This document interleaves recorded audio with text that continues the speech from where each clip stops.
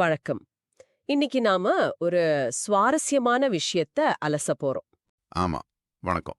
இன்னைக்கு நாம கையில எடுத்திருக்கிற மூலம் ஈவே ராமசாமி, அதாவது பெரியார் நரகாசுரன் பிறப்ப பத்தி ஒரு கேள்வி கேட்டதா சொல்லப்படுது.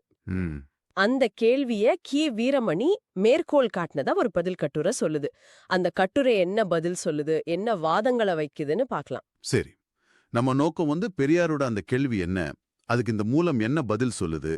அதுல இருக்கிற பெற்றோர் பிள்ளை உறவு பத்தின பார்வை, பகுத்தறிவு பத்தின கருத்துக்கள், இதையெல்லாம் உங்க கூட பகிர்ந்துக்கிறது தான். முக்கியமா சொல்ல வேண்டியது, இங்க நாங்க சொல்ற கருத்துக்கள் எல்லாமே அந்த மூலத்துல இருக்கிறது தான். நாங்க எந்த பக்கமும் சாயல. அதுல உள்ளத அப்படியே தரோம். ஆமா, அது ரொம்ப முக்கியம். சரி, அப்ப அந்த முக்கியமான கேள்வியிலிருந்தே ஆரம்பிக்கலாமா? கண்டிப்பா.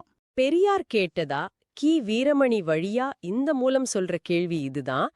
தேவனுக்கும் தேவிக்கும் பிறந்த பிள்ளை எப்படி நரக அசுரனாக முடியும், வேறு கோளாறு இருந்தால் ஒழிய? ம்.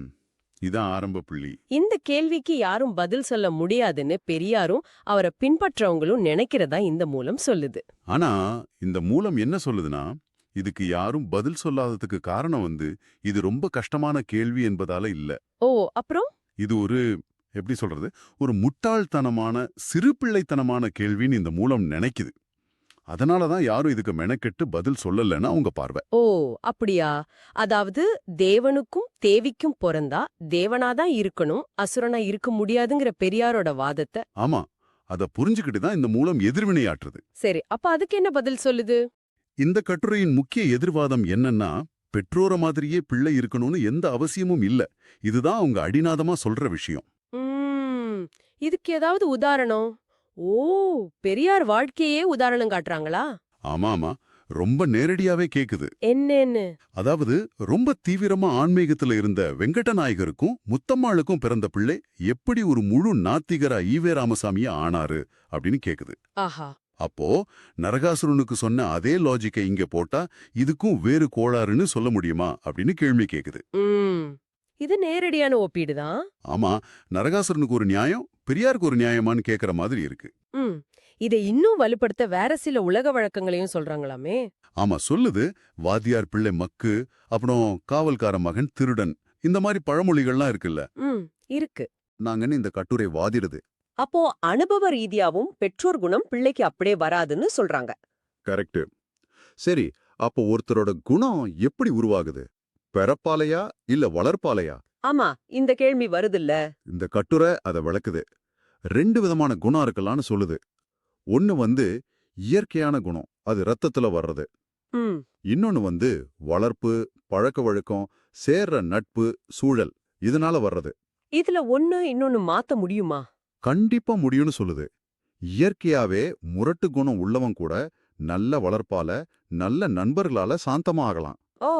அதே மாதிரி நல்ல குணத்தோட பிறந்தவன் கூட கெட்ட சகவாசத்தால கெட்டு போலான்னு சொல்லுது. அப்போ நரகாசுரன் கதைக்கு இது எப்படி பொருந்துதுன்னு சொல்றாங்க? இந்த கருத்து விளக்கத்தான் நரகாசுரன் கதையே உதாரணமா எடுக்கிறாங்க. பூமாதேவியோட மகனா நல்ல பின்னணியில பிறந்தாலும் நரகாசுரன் கட்டுரை பொறுக்கிகளோடு சேர்ந்துன்னு ஒரு வார்த்தை யூஸ் பண்ணுது. சரி. அப்படி தப்பான ஆட்களோட சேர்ந்ததால கெட்டு போயிட்டான். அதனால பெத்தவங்களே அவனை அழிக்க வேண்டிய நிலைமை வந்ததுன்னு இந்த கதையை விளக்குது. இதுல இருந்து பெத்தவங்களுக்கு ஒரு பாடமும் சொல்றாங்களா? ஆமா, பிள்ளைகள் யாரு கூட சேர்றாங்க பழகுறாங்கன்னு கவனிக்கிறது பெத்தவங்களோட முக்கியமான பொறுப்புன்னு சொல்லுது. அப்படி கவனிக்காததாலதான் வாத்தியார் மகனா இருந்தும் பேரறிவாளன் மாதிரி ஆளுங்க தப்பான சேர்க்கையால தீவிரவாதத்துக்கு உதவினதா குற்றம் சாட்டப்பட்டு 30 வருஷம் ஜெயில கஷ்டப்பட வேண்டியதாச்சுன்னு ஒரு குறிப்பிட்ட கேஸையும் சொல்றாங்க. ஓஹோ, பேரறிவாளன் உதாரணத்தையும் சொல்றாங்களா? ஆமா, இங்க அப்பா நல்லவரா கெட்டவராங்கிறத விட பிள்ளையோட சேர்க்கை தான் அவன் வாழ்க்கையை தீர்மானிச்சதுன்னு இந்த கட்டுரை சொல்ல வருது. சேர்க்கை மேல இவ்ளோ அழுத்தம் கொடுக்கறாங்களா? அப்புறம் வீரமணி கூட பேரறிவாளனை கைவிட்டதா ஒரு குறிப்பு இருக்குன்னு சொன்னீங்களே. ஆமா, அந்த தகவலும் இந்த கட்டுரையில இருக்கு. தொடர்ந்து பெரியாரோட லாஜிக்க வச்சு இன்னொரு கேள்வியும் கேக்குது. என்ன கேள்வி அது? தேவன் பிள்ளை அசுரனாக முடியாதுன்னா அப்போ அயோக்கியனோட பிள்ளை அயோக்கியனா தான் இருக்கணும்னு சொல்ல முடியுமா? அதுவும் ஒரு மாதிரி பிற்போக்குத்தனம் தானே அப்படின்னு கேக்குது. சரி, இப்போ நரகாசுரனோட உருவம் பத்தி ஒரு கேள்வி இருந்துச்சு. அசுரன்னா கொம்பு, கோர பல்லு எல்லாம் இருக்குமா? அத பத்தி என்ன சொல்றாங்க? நல்ல கேள்வி கேட்டீங்க. அசுரன்னா அப்படி பயங்கர உருவத்துல தான் இருக்கணுமான்னு இந்த கட்டுரை கேக்குது. அதெல்லாம் சும்மா கற்பனை, ஒரு சித்தரிப்பு தான்னு சொல்லுது. எப்படின்னு? இப்ப கூட பாருங்க, பெரிய சர்வாதிகாரிகளையோ கொடுங்கோளர்களையோ வரையும்போது ரத்தம் சொட்ட சொட்ட அரக்க மாதிரி வரைவாங்க இல்லையா? ஆமா, சில கார்ட்டூன்ல அப்படி பாக்குறோம்.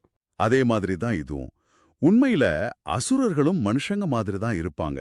அதனால அந்த உருவத்தை வச்சு தேவனுக்கும் தேவிக்கும் பிறந்தவன் இப்படி இருப்பானான்னு கேட்கறதே தப்பு. அது அறியாமைன்னு இந்த கட்டுரை சொல்லுது. ஆக உருவத்தை வச்சு குணத்தையோ பிறப்பையோ எடை போடுறது தப்புங்கறாங்க. அப்போ பெரியாரோட கேள்வி கேட்கிற முறையையே, அவரோட பகுத்தறிவு அணுகுமுறையே இவங்க தப்பு சொல்றாங்க. அப்படிதானே? ஆமா, இப்போ அந்த முக்கியமான கட்டத்துக்கு வர்றோம். பெரியாரோட பகுத்தறிவு ஒரு அரைகுறை பகுத்தறிவுன்னு நேரடியாவே இந்த கட்டுரை விமர்சிக்குது. அடேங்கப்பா, அரைகுறை பகுத்தறிவா? ஏன் அப்படி ஒரு கடுமையான வார்த்தை? காரணம் சொல்றாங்க. இந்து புராணத்துல இருக்கிற லாஜிக் இல்லாத விஷயங்கள், நம்ப முடியாத அற்புதங்கள், முரண்பாடுகள் இதெல்லாம் கேள்வி கேட்ட பெரியார், ம். அதே கேள்விய, அதே லாஜிக்க ஏன் மத்த மதங்களோட நம்பிக்கைகள் மேல பிரயோகிக்கல? உதாரணத்துக்கு உதாரணத்துக்கு, கன்னி மரியாள் வயித்துல எப்படி குழந்தை உருவாக முடியும்? வேறு கோளாறு இல்லாம இது நடக்குமா அப்படின்னு அவர் ஏன் கேட்கலன்னு சவால் விடுது இந்த கட்டுரை. ஓ, இது உண்மையிலேயே ஒரு நேரடியான சவால் தான். ஆமா, ஏன் கேட்கல? ஒருவேளை அப்படி கேட்கற அளவுக்கு பெரியாருக்கு அறிவில்லாம இருந்திருக்கலாம், இல்ல தைரியம் இல்லாம இருந்திருக்கலாம். ம்.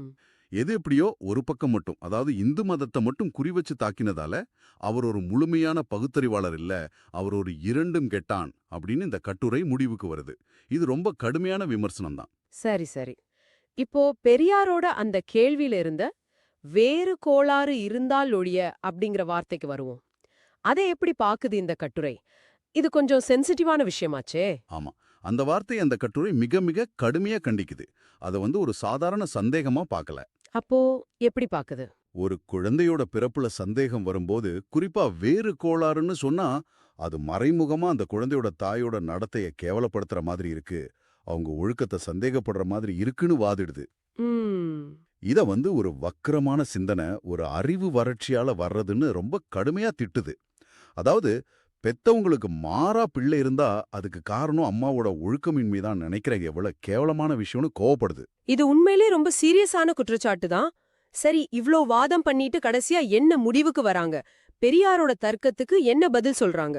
பெரியாரோட தர்க்கத்தே திருப்பி அவருக்கே போடுறாங்க. ம். 2 நேரடியான எதிர்கேள்விகளை கேக்குறாங்க. என்ன கேள்விகள்? 1, ஆன்மீகத்துல ஊறிப்போன அப்பா அம்மாவுக்கு ஒரு முழு நாத்திகன் எப்படி பிள்ளையா பிறக்க முடியும்? வேறு கோளாறு இருந்தா ஒழிய.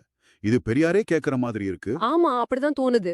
2வது, முழு நாத்திகர்களான அப்பா அம்மாவுக்கு பின்னாடி ஆத்திகனா மாறப்போற ஒரு பிள்ளை எப்படி பிறக்க முடியும் வேறு கோளாறு இருந்தா ஒழிய? ஓஹோ. இந்த கேள்விகளுக்கு திராவிடர் கழகத்துக்காரங்க பதில் சொல்லட்டும்னு சவால் விட்டு முடிக்கிறாங்க. ஆக மொத்தத்துல பிறப்ப மட்டுமே வச்சு ஒருத்தரோட குணத்தையோ நம்பிக்கையோ முடிவு பண்ண முடியாது.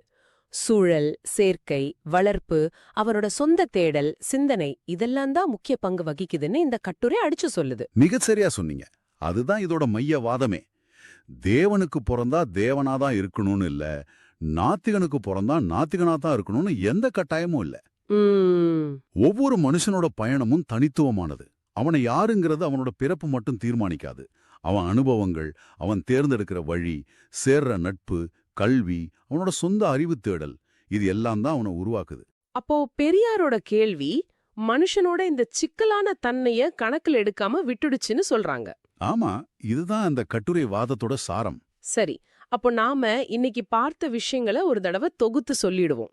நரகாசுரன் பிறப்பு பத்தி பெரியார் கேட்டதா சொல்லப்படுற கேள்வியையும், அதுக்கு நரகாசுரன் பிறப்பும் பகுத்தறிவுங்கிற பேர்ல ஒரு தரப்பு கொடுத்த வாதங்களையும் விரிவாக பார்த்தோம்.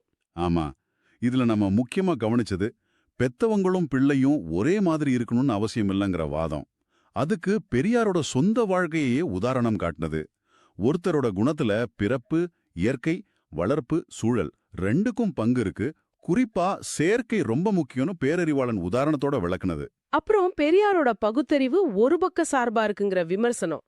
கடைசியா அந்த வேறு கோளாறுங்கிற வார்த்தை எவ்வளவு தப்பானது, ஆபத்தானதுன்னு சொன்ன காட்டமான கண்டனம். இதெல்லாம் பார்த்தோம். ஆமா, இந்த மூலத்தோட மையச் செய்திய நீங்க எப்படி சுருக்கமா சொல்லுவீங்க? இந்த மூலத்தை பொறுத்த வரைக்கும் செய்தி ரொம்ப தெளிவு. ஒரு மனுஷனோட குணம், நம்பிக்கை, அவன் போற பாதை, இதெல்லாம் அவனோட பிறப்பு மட்டுமே முடிவு செய்யாது. சரி. அவனோட சூழல், நட்பு வட்டம், அதான் சேர்க்க, வளர்ப்பு, கல்வி, அவனோட தனிப்பட்ட தேடல், அவன் எடுக்கிற முடிவுகள், இதுதான் அவனை உண்மையில வடிவமைக்குது. பிறப்ப வச்சு மட்டும் ஒருத்தனை எடை போடுறதோ கேள்வி கேட்கறதோ மனுஷ வாழ்க்கையோட யதார்த்தத்தை புரிஞ்சிக்காத வேலைங்கிறது தான் இவங்க அழுத்தமான நிலைப்பாடு. ரொம்ப நன்றி. இந்த கோணங்கள் எல்லாம் தெரிஞ்சுக்கிட்டது பயனுள்ளதா இருந்துச்சு. இப்போ இத கேட்டுக்கிட்டு இருக்கிற உங்களுக்காக ஒரு சின்ன சிந்தனை. ம் நாம இப்ப பார்த்த வாதங்கள் படி நம்ம பிறப்பு ஒரு பக்கம் இருந்தாலும் நம்மள சுத்தி இருக்கிறவங்க, நம்ம பழகுற விதம், சேர்க்கை, நம்ம அனுபவங்கள், வளர்ப்பு இதெல்லாம் நம்மள உருவாக்குறதுல இவ்ளோ பெரிய பங்கு வகிக்குதுன்னா ஒரு நிமிஷம் யோசிச்சு பாருங்களேன். சொல்லுங்க. உங்க சொந்த வாழ்க்கையில உங்க குடும்ப சூழல் இல்லனா உங்க பிறப்புக்கு சம்பந்தம் இல்லாம எந்தெந்த நபர்கள், எந்தெந்த நட்ப வட்டங்கள், எந்த அனுபவங்கள், நீங்க படிச்ச புத்தகம் இல்ல சந்திச்ச நிகழ்வுகள் இதெல்லாம் உங்களோட முக்கியமான நம்பிக்கைகளையோ இல்ல குணத்தையோ ரொம்ப ஆழமா பாதிச்சிருக்கு இல்லனா வடிவமைச்சிருக்குன்னு நீங்க நினைக்கிறீங்க? இத பத்தி கொஞ்சம் யோசிச்சு பாருங்க. நல்ல கேள்வி.